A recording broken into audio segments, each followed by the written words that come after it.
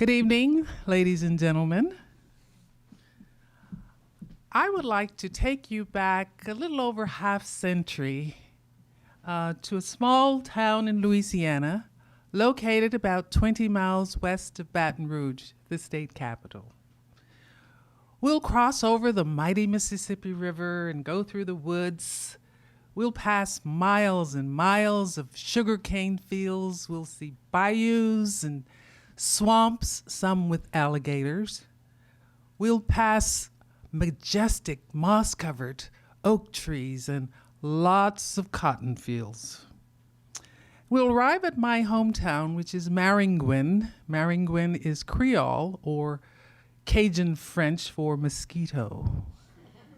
It's situated between two bayous, and of course there are lots of mosquitoes and lots of flying roaches. Population at the time, 850.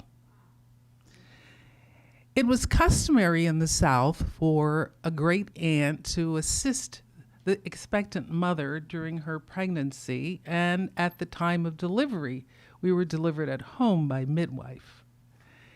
The great aunt also helped to raise the child until the child was about fetching age, which was 6 or 7. Then they can fetch help in case it was necessary.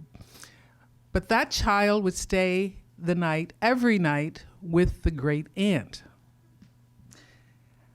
I was paired with my great aunt Nain. And Nain was a sugarcane cutter. Nain was a sugarcane cutter because that's the only work she could get. She used to say, "'Twarn't no schools for coloreds when I was a little girl, but you work hard, you study hard, and you can be anything you want to be. You'll fly, child," she used to say. "You'll fly." I remember that Nain lived in a shotgun house. A shotgun house, for those of you who aren't familiar, is a house with a front porch, a front room, which is the bedroom, a back room, which is the kitchen, and a back porch. And it's called the shotgun house because if you shoot a gun through the front door, the bullet goes straight through the house, out the back door without touching anything. I remember nights when the Klan rode by and Nain would say, get down, child, and don't get up till I tell you it's safe." I was safe at Nain's house. My job basically was to chop wood and put the wood in the wood-burning stove in the kitchen. We used that to cook. And in the pot-bellied stove in the front room, which we used for heat. I ran errands, cleaned the house, and I was happy living with Nain. At my house, we slept 3 to a bed, a little hideaway, roll-away bed. And if you didn't put the bed away during the day, there was no place to walk around, and we would bathe in the middle of that room in a tub.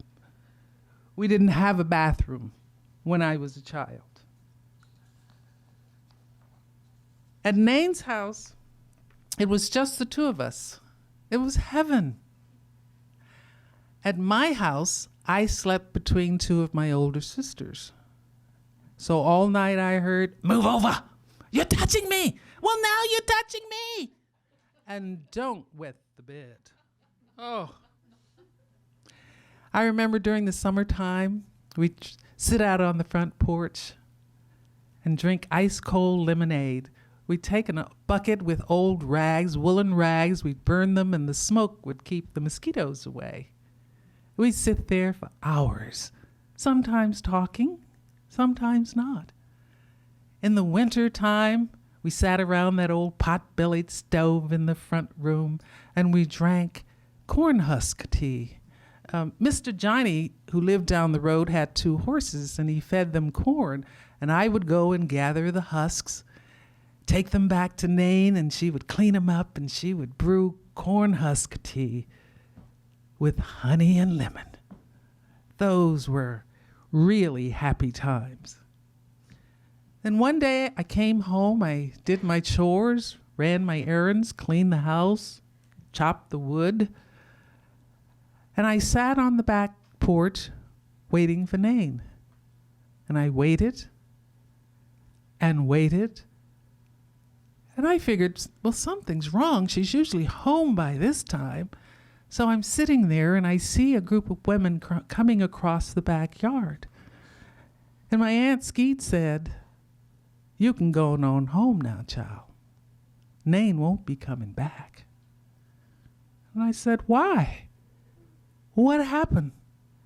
She said, "Well, child, Nain took real sick.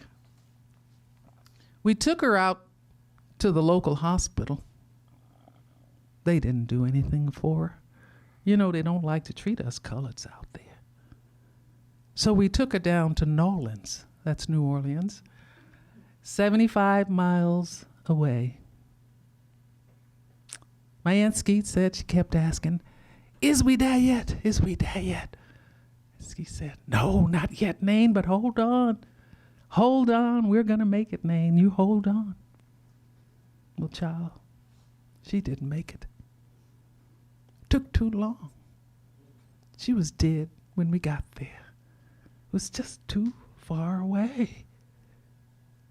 And I remember crying and screaming, "Why? Why didn't they help her? Why didn't they help her, Aunt Skeet? Why didn't they take care of her? She's a human being just like them. Just a different color skin. That's all. Just a different color skin."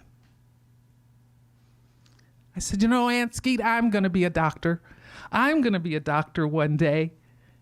And I'll help everybody, no matter what color their skin is. I'll help them, Aunt Skeet." She said, "Oh, child, hush, child.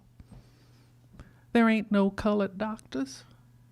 I said, "I don't care. I'll be the first. I'm going to do it, Aunt Skeet. I'm going to do it. You just watch me." She said, "Oh, hush, child. There ain't no women doctors either."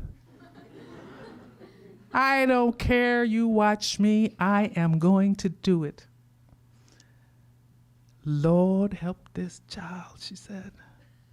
She held me in her arms, gently rocked back and forth. She said, "Hush, child. Poor child. Hush, hush." Thank you for listening.